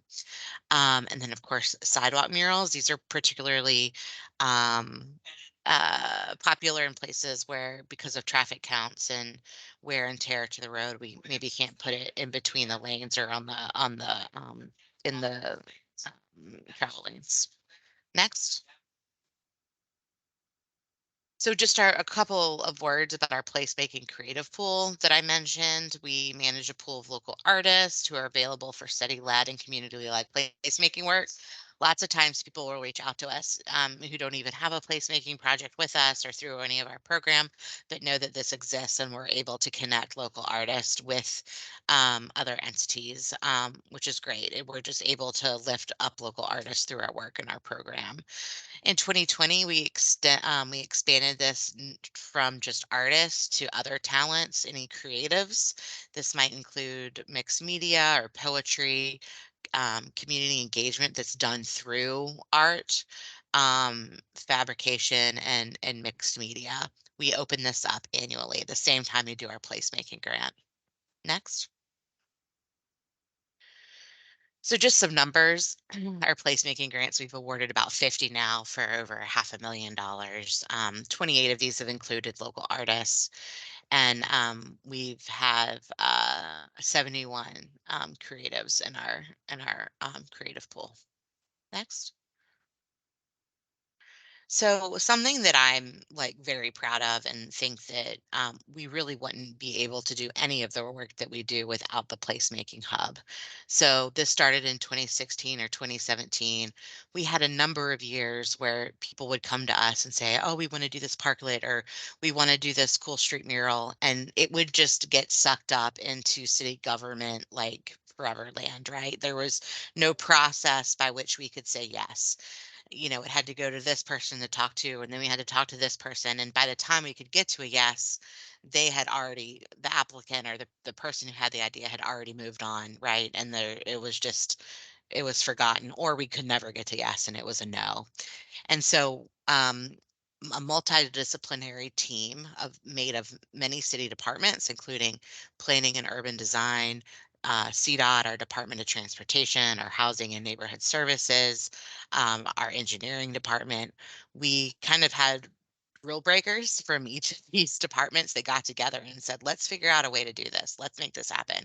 And so processes were written for different placemaking or projects really to get to yes, to streamline as a way to say yes. So we can now do this in a quick way. And the greatest thing is that there's now additional processes just by doing this work through the grant and other parts of the program that we're now writing. And just a shout out to Boston, we're currently rewriting and revising our placemaking hub and find Boston is a fabulous example and have taken a lot of inspiration from Boston. So thank you. So keep an eye out. This is going to be revamped in the coming year and getting some more love to have processes that have been mapped out and have them streamlined anymore, but even more. But without the hub, there's no way we could do any of our other work. Next. So just want to show you some quick city-led placemaking projects to kind of give you an idea. All of these kind of touch on transportation in a way. So this was the Green and Prosperity Villages, a light touch public space. And there was a bunch of leftover right of way and some remnants of a city-owned parcel from an intersection realignment project that was just sitting there green. So just with $275,000, we completely transformed this into a light touch public space that includes a performance shelter, plaza, a water spray pump, electricity, an event green, and sidewalk mural, and now is programmed every month by the neighborhood organization in that area, and has really kind of filled a part of Charlotte that does not have walkable green space. And so this is what I kind of meant about finding those leftover little bits of right of way or remnant parcels to put together to create a place. Next. The Montford Drive parklets. So these we put together parklets, bikes, bike racks, sidewall murals, street murals, as a way to temporarily test a more permanent streetscape project that had not been funded and as a way to also support local businesses with outdoor seating. This was even done before COVID happened, so we were even a little ahead of our game on that and had a trend. And so this is an example of us using tactical urbanism as a way to test a more permanent infrastructure solution. Next. Our uptown cycle track, super low hanging fruit, right? This is an infrastructure project that was happening already through the city, through engineering. And so our team's really brought in now as, we constantly demonstrate success. And so now we're being kind of integrated into the traditional infrastructure projects as a way to introduce local art and placemaking into traditional infrastructure projects. And this is a way, instead of just to have a simple concrete median with a divider, it's a way to kind of integrate the identity of local neighborhoods or the history of neighborhoods of its location. Next. Signal cabinet wraps, another low hanging fruit, right? These are at every signalized intersection. You can wrap a box for $1,500. This includes an artist fee. We have a pre-approved location map that was put together by our Department of Transportation of where these are allowed, so that really anyone can just look at a map and say, I want to do one here, and work with the community that it's in to create an artist. And we have multiple vendors who can wrap them very quickly. Next. This is a underpass mural that is along a multi-use path that goes underneath I-77 interstate. It's the longest mural in the city. And we worked very closely with the neighborhood artists to commemorate the history and identity of multiple neighborhoods that are in an area of very, very high displacement. And then we worked with the art committee of the NCDOT to get this approved, which we've also streamlined through our city council. Our city council used to have to approve every single application that we sent to the NCDOT Art Committee, and through the placemaking program, we've also streamlined that as well to eliminate red tape. Next. The Urban Arboretum Trail. This is a way of using placemaking for connection. So this is 5 miles of existing infrastructure that was actually identified by neighborhood leaders that already exist, that reconnects historically African American neighborhoods that were segregated by the Federal Highway Act. And we have used placemaking along the route that includes wayfinding, murals, underpass murals, and pop-up open spaces. We've partnered with our tree canopy preservation program to build out the urban tree canopy in doing this. But it's really using placemaking to make connections through and across highways that segregated neighborhoods right down the heart. Next. Yeah, so just touching quickly on some of our quick initiatives, right, that have come up through a lot of the changes we've seen in the last couple of years. Our Black Lives Matter mural, we did in exactly 3 days over a weekend along our Tryon Street, which is our main street through downtown Charlotte. And so because we had the placemaking hub in place, because we had that political will that was mentioned in the presentation we just watched, we were able to do this in 3 days, and it was just an enormous celebration and lasted for months and months.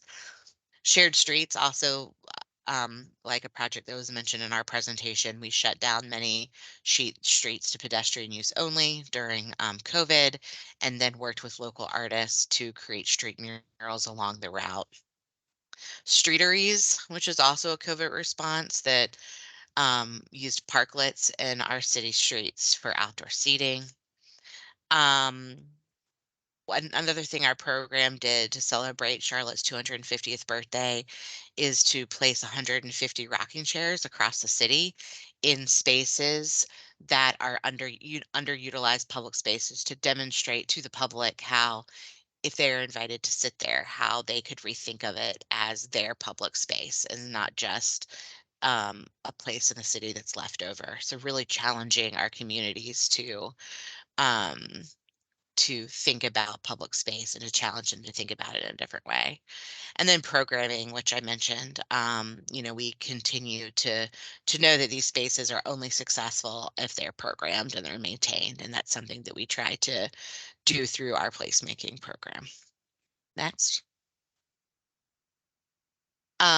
This map's even a couple of years old now, but just to show that we're very, these projects are often brought to us in our most urban environments, but that especially when we're granting grants, um, we strive very hard to make sure that they're equity across the city and equally represented across the city and have them in urban and suburban neighborhoods.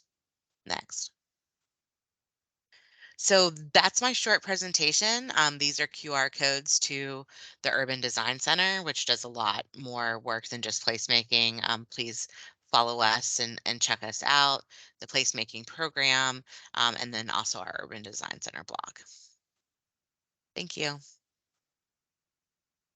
Thank you so much, Erin. That's a really exciting program, very interesting. We really appreciate you sharing that with us. So thank you for taking the time today. Absolutely. In the interest of time, we are going to move on, but as mentioned at the beginning, we've got a packed agenda. We'll hopefully have some time for questions at the end, but feel free to drop any questions or comments in the chat at any time. So we're going to hear from the City of Boston next. Jacob Wessel serves as the City of Boston's Public Realm Director, and he's going to discuss Boston's Tactical Public Realm program. Jacob? Awesome. Thanks so much. And thanks, Erin. I'm actually headed to Charlotte on Friday for the first time. So now I've got a lot of places to go check out. Appreciate Awesome. Well, welcome to Charlotte in advance. All that, lots to see. I hope I can find a rocking chair. Yeah, so here to talk about just some of our work. Don't want to be too redundant between the work of Mike Leiden and folks and Aaron, but we'll talk some about our car-free streets, our tactical public realm guidelines, which are really key to helping us establish those that framework for things to not get lost in that muck of permitting bureaucracy or sort of keep getting watered down before we then jump into implementation. So next slide. So first we, as part of our vision for why we were sort of establishing a program to do tactical urbanism, was really trying to think about streets as living rooms, streets as canvases, and streets as laboratories, if you will. And so wanted to be sure that we were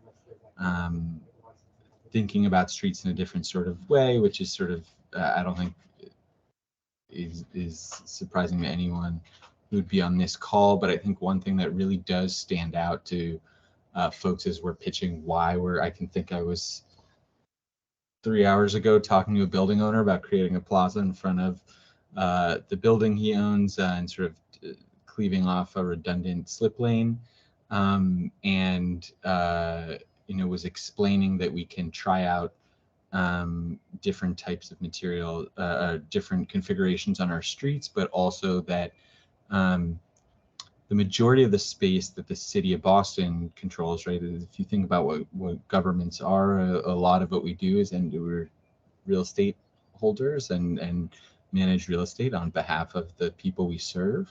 And in the case of Boston, the majority of the real estate that we own is streets and sidewalks. So it's more square footage than our parks, our schools, our public housing, our police stations, our fire stations, municipal, buildings, all combined. And so we mostly dedicate those spaces to car storage and vehicle movement.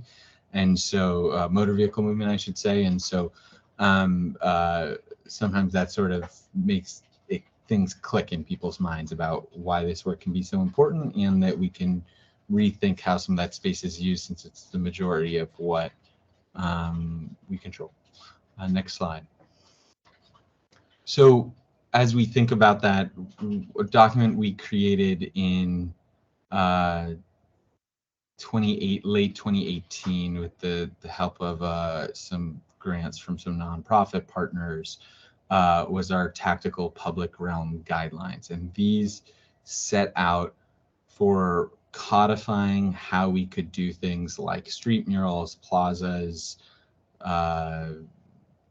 parklets, things like that, cafes to a degree, in a centralized set of guidelines. We used guidelines, not regulations, on purpose, so we could change things. In the last 4.5 years of implementing these, we have learned many things about why we wrote those in the wrong way, and so have been updating over time what those guidelines mean, but and also as staff changes and whatnot, we can sort of get away with expanding what's possible.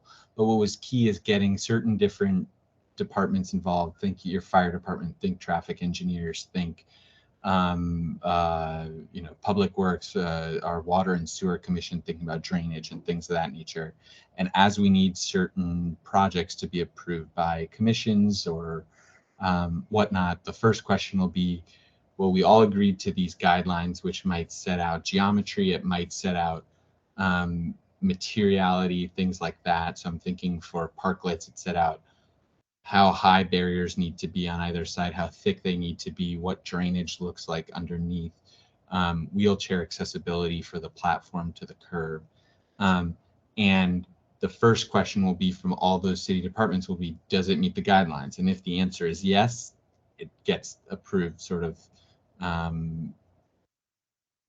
mostly automatically. So sort of a by right, meets the guidelines, good to go. If it deviates from the guidelines, people want to know in what ways does it deviate from the guidelines, and only that department that sort of oversees something where it would deviate is then looking at the project with a more fine-tooth comb. So our sidewalks are all kablooey often, and so the if we have to do a different ramp sort of situation because we can't get the platform to be match up perfectly to the curb, then that we'll work closely with our Commission for Persons with Disabilities to work through that change. And so if the plaza is going to use a different type of materials than planters and flex posts or what have you to create a barrier between pedestrians and vehicles, we will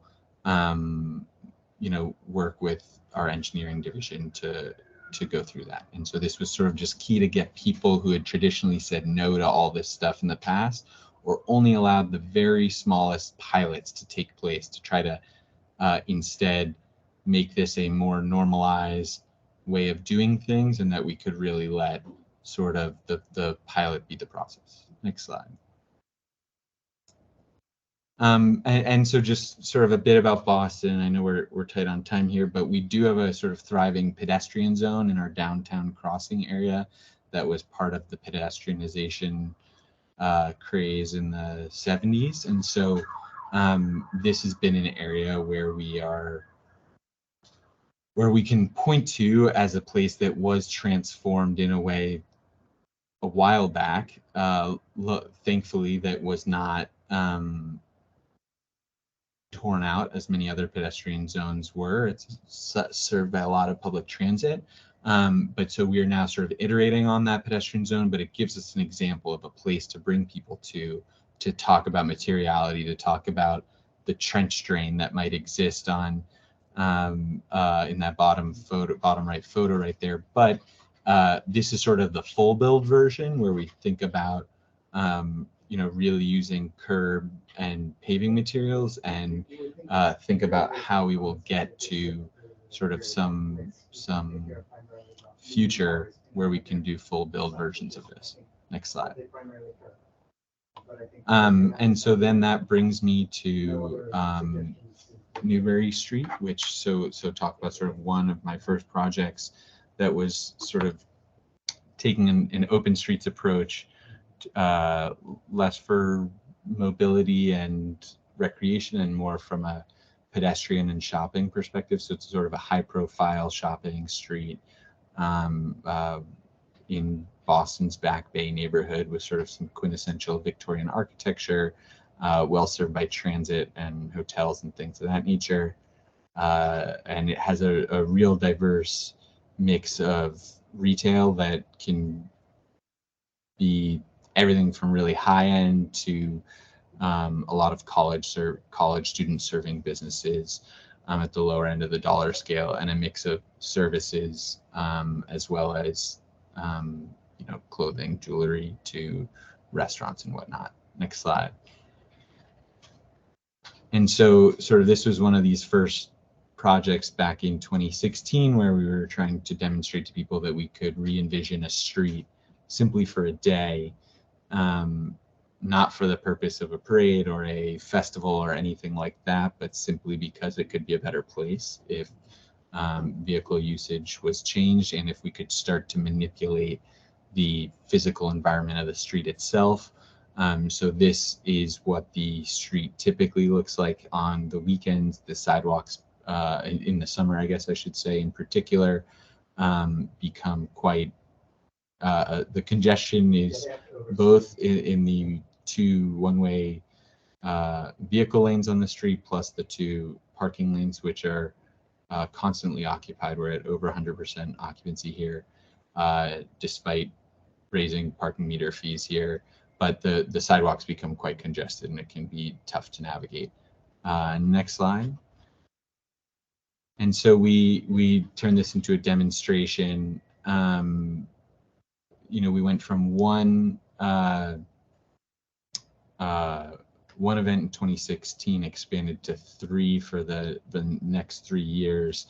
And actually this summer, I should, in the top left, a little bit out of date, but we're for 3.5 months, 16 consecutive Sundays have this street pedestrianized. And so that gives us an opportunity to try out different seating configurations, to try out different activations with businesses, to reimagine how the street could be used. And because it's a very central and prominent location in the city, it also helps folks envision what could happen in their neighborhood, and has led sort of the event's name, Open Newbury Street, to be something that will then, we ended up adapting for different types of streets elsewhere around the city. And one key component to this was about not creating sort of what has been seen before, which is like outside vendors coming in and sort of creating a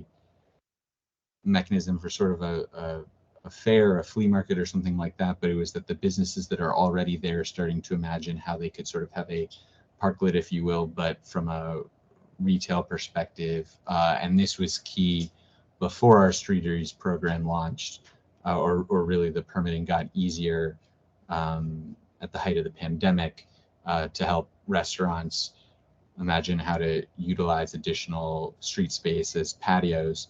And we use this example to get everyone on board with those streeteries or outdoor cafes being in place when COVID restrictions came into place. Next slide. Yeah, and so it just takes a lot of community engagement and work talking business to business, door to door, and really talking to people week by week, day by day about how the street could change. Next slide. And so then, I think, to a lot of what has been talked about previously, we wanted to think about how we can both measure things. So adding pedestrian counters to the street to sort of measure how many people were there, something we're still struggling to do, but is tap into credit card data to monitor sales changes as the street becomes pedestrianized, and adding different physical elements so the street can be pedestrianized easier and also become more normalized. Next slide. So parklets is a key element of that. Some of these we've first installed here, then ended up moving to other locations, did a mix of city-funded ones as well as ones funded by local real estate developers or owners, which sort of saw the value in having public spaces for everyone, but that benefited their tenants, though they would be open to everyone. Next slide. Started bringing this to other streets where we could envision more regular occurrences, from expanding a local block party on the left to include the the larger arterial to be an open street, to sort of having regular street closings adjacent to our basketball and hockey stadium, which we're now working on a temporary or like a tactical pedestrianization of with street murals and whatnot. Next slide. And so then this looks more at some of that redundant street space that you sort of saw visualized in the tactical public realm guidelines. This is Phillips Square Plaza in Boston's Chinatown. And so because of a lot of one-way streets changing direction and streetcar networks going away and a lot of other historical street patterns, we have been identifying over time spaces where we can narrow intersections, where we can take streets and redundant slip lanes and sort of turn them into plazas like this. In particular, this area in Chinatown can be a heat island, and it's an area with very little tree coverage. And so even just painting the street color other than black has been quite helpful. And this space, street murals where vehicles aren't driving on them tend to hold up pretty well over time. One thing that has been tough for us is coordinating with various utility departments. As you can see, like this was a freshly repaved street on the left, and even still it had some markings already of where utility lines were right after they'd all been repaired in advance of repaving. So that has been a constant challenge, especially in the downtown core with lots of utilities in place. But what we've seen, especially in a winter city, which might not be as applicable in Texas, but sort of places where we're not salting, the paint has stood up. And the other thing is finding places to paint where vehicles aren't driving. So this is an entirely pedestrian plaza where we have street murals that are where vehicles could be close to. It's not putting them directly where vehicles are driving, but sort of as daylighting in front of next to a crosswalk or somewhere in an oddly shaped intersection that is not directly in the travel path of vehicles. Next slide.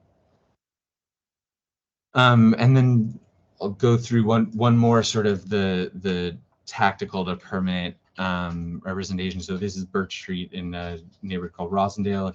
Here's an example where actually after we launched this program, while we are still in a phase of seeking, where we as the city are mostly seeking out are the proponent and proposing locations. We don't have a application process or a grant process in the same sort of way as I think Charlotte had described.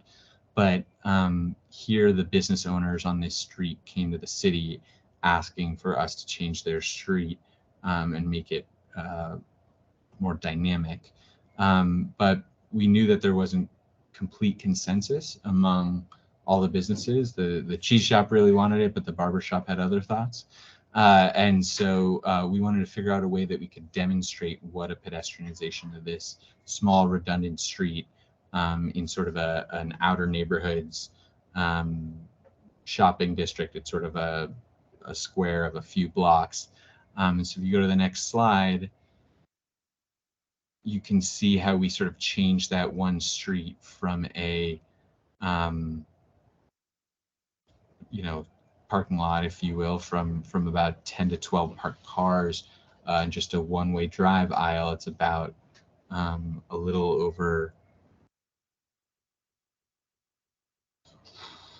22 feet across. It might be a little bit wider than that. It might be 26. So what we did is for 1 week, instead of having a public meeting on this, we showed people what the pedestrian plaza would be like, and that was our public process. So instead of having people envision what it could be like and just think about renderings, you would come experience the place itself. So instead of, we couldn't bring in full-grown trees and the whole shebang, so we had milk crates and wooden dowels from Home Depot that were simulating where trees would be in planters that would have benches around them. We couldn't build a wooden deck, and ultimately we're in the process of painting this street, but used duct tape as a surface material to simulate the asphalt changing to another type of material. And so we had hundreds of people pass through this space daily, engaged a bunch more people than we would typically at a community meeting, and we're able to have people give their feedback and sort of experience it. It ended up raining 5 of the 7 days we deployed this, and people were still really excited about it. This is in May, so we expected it to be a nice blooming time, and it just turned it out to the winter extended on longer than we would like, but it ended up being quite successful. And so if you go to the next slide, you'll see a rendering of sort of what it'll be turned into this fall, which is still sort of tactical in nature. We're not moving any curb, but we're showing this is like the next step in what is an iterative process to bring this to fruition. Still only a few $100,000 for this project, and movable seating, things like that. No, because we're not changing curb or raising up the street, which is our ultimate goal, or building tree pits, there's a lot of steps we get to skip when it comes to utilities and things like that. Next slide, and I'll try to wrap up here so we can do questions. But it's the idea here being that with our public realm guidelines, with sort of each place, adding parklets to some corridors where we're envisioning future full complete redesigns, we can sort of push the Overton window of what's possible and help people imagine sort of a different type of future, while also using quick build materials to really demonstrate what things could be like, with street murals, with paint box, sort of the similar programs as Charlotte had described, but adding those projects to places that will then have future like full-scale redesign. So we're starting to change people's mindsets about those corridors in advance, instead of just having meetings for years and years before like the boom big, groundbreaking and large construction process. Next slide. And yeah, this came in handy in the pandemic. Obviously, the outdoor dining component was huge. Dusted off those outdoor cafe regulations that had previously still been a little bit hard to get through. Some bureaucratic staff, and all of a sudden became quite important to keeping folks safe and eating outside, which we've now formalized into permanent regulations. And as you can see on the left, the idea when we were trying to really increase people riding bikes and ensuring that we could distance people appropriately on public transit, using things like cones to simulate where, how we might reduce a lane, a vehicle lane, to then have a bike lane then was made permanent with pavement posts. And I think if we just skip to the end, I'm happy to wrap up and head to just some more of our outdoor dining photos, but thanks.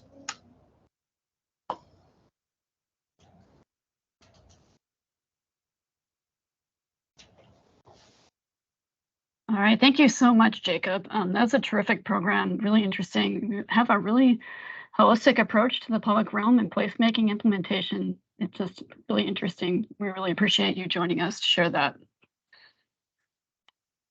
We have a final kind of segment here. We're going to talk about some local examples in DFW placemaking for transportation activities. Some of these were pilots, some of them were not, but pilot versions of any of these types of projects could help inform ultimate permanent installations. So we're looking at it through that lens. First, we'll hear from Austin James. He's Director of Urban Design and Placemaking for Near South Side, Inc. And he will talk about placemaking activities in the Near South Side neighborhood of Fort Worth. Austin, you have about 5 minutes. All right, I'll go really fast. I really created a good introduction for Near South Side, but if you don't know what it is, we're just south of downtown Fort Worth, 400 acres, Central City District, with a lot of medical and cultural employment. Near South Side Inc. that I work for is kind of the nonprofit economic and community development organization. We have kind of are also the administrators for the TIF. So it's a little bit of a really brief background on what we do. So if we'll go to the next slide, I'll show you the first thing I'll talk about real quick. You can tell this is just a boring old alley. And then if we jump to the next one, you'll see the after, what that looks like now. This is a really quick and light change that we made. So if we go to the next one, you can see a little better. Basically what we did here is just strung up some lights, did some cheap lightweight furniture. That last slide you saw had the planters, which kind of act as bollards to keep cars out. This is an important space because it needs to still be accessible. So everything here is lightweight and can easily be moved. So these businesses along this alleyway can have deliveries made to them. And they're also kind of who we partnered with for the maintenance of the alley. So they take out the trash and just generally keep it organized and clean. So if we'll jump to the next one. And you can see one of those businesses here is actually a wedding venue. So this is actually where they'll do the send-offs after weddings and take photos before. So it's really cool to see that transformation from what was formerly a dingy little alley into a really special place for the community. And then jumping to the next one, just around the corner from that is, we've seen a lot of parklets today. This is one we took on our own. This is actually a curb cut here. You can see that this was formerly where a driveway was. And the business there did not utilize the parking spot where this driveway went, so they turned it into a patio, and this parklet was installed out front, just to kind of serve as an example of what a good parklet could look like. If you jump to the next one, we'll see it. That's just, there it is, getting some use. And again, just a kind of a little more permanent solution, but this is a nice way that we can kind of implement parklet and inspire the community, hopefully, to do their own. So the next one on the next slide here. So the South Main Parklet here is on the left. And the bigger story here is South Main as a whole. So you can see the street is formerly was a 4-lane street. It was restriped through a technical urbanism program by the community in 2009, I believe. And it was well received. And so the street was completely rebuilt. You'll see that in the next slide here.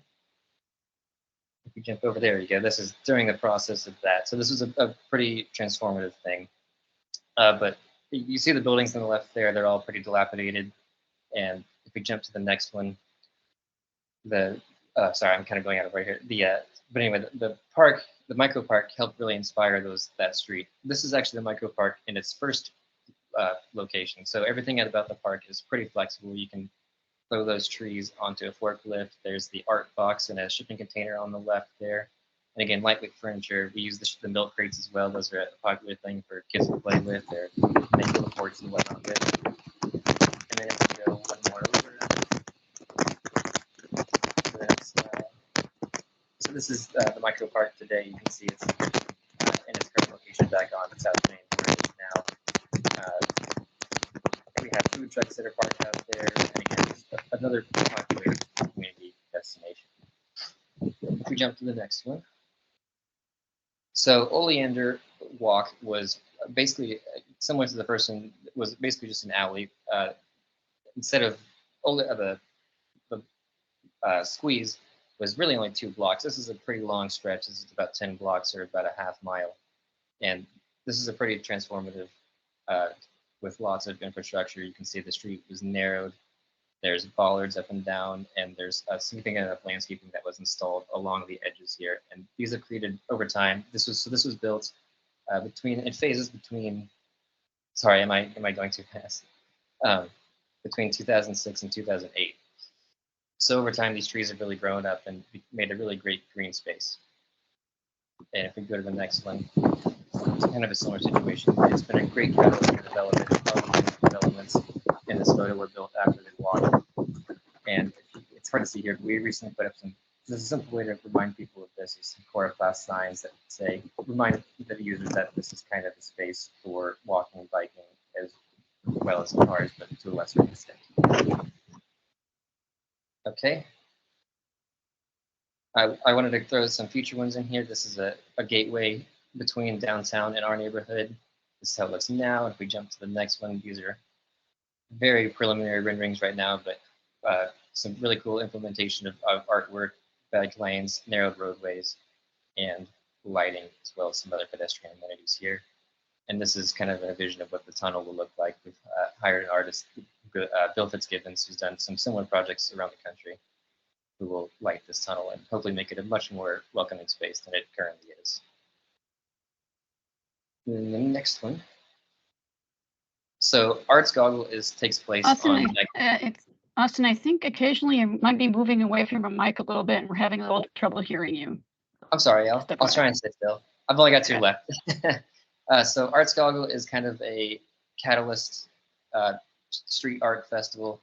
This only shows a part of it. It's a mile long, has over 1,000 artists these days. It was first started, I believe, in 2002. And I just wanted to pitch that as a kind of thing if you're in the area or if you would like to travel to Fort Worth. It's coming up this October on the 21st. So we'd love to have you out here so you can see all these things for yourself and be a part of one of the best art festivals around. And that is I try to go really fast. Thank you, Austin. We appreciate it. You all have done some really great work in the Southside neighborhood, and thank you very much for sharing that.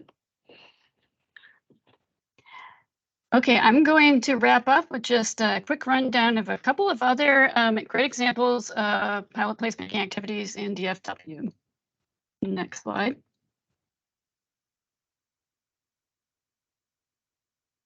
First, the city of Dallas. So in 2020, during COVID, Dallas established street seats as a temporary program, which allowed businesses to turn up to 2 street parking spaces into dining areas. They developed a guidebook, they had developed an application process, and then last June voted to make this program permanent. So we're very excited to see how this program evolves and to see it in action over the next few years. Next slide. The City of Denton holds an annual Parking Day event. For those who aren't familiar, Parking Day is a global movement launched in 2005 to repurpose parking spaces into public spaces, such as green spaces, bicycle parking, art spaces, etc. The events are held on the 3rd Friday in September. And then the parent organization maintains a registry of Parking Day events on their website. In our region, City of Dallas also participates in Parking Day. The City of Denton holds their Parking Day in their downtown. They've participated in it for several years. So that's really great to see in our region. Next slide, please. And then finally, the City of McKinney has well-developed programs for sidewalk use areas and parklets, which allow for development of sidewalk cafes, sidewalk patios, and parklets. Businesses can convert sidewalk space or parking spaces into other uses. So the City of McKinney has adopted an ordinance that included some needed tweaks to their permitting requirements to make this happen. They developed an application process, a fee structure, agreements. So this is all a really great example of a local placemaking program, and you can see everything on their website if you'd like to check that out. All right, we are done, everyone. We have 1 minute to spare. We'll see what we can do to get some responses to your questions. Really appreciate you joining us and learning about placemaking today. Thank you, everybody.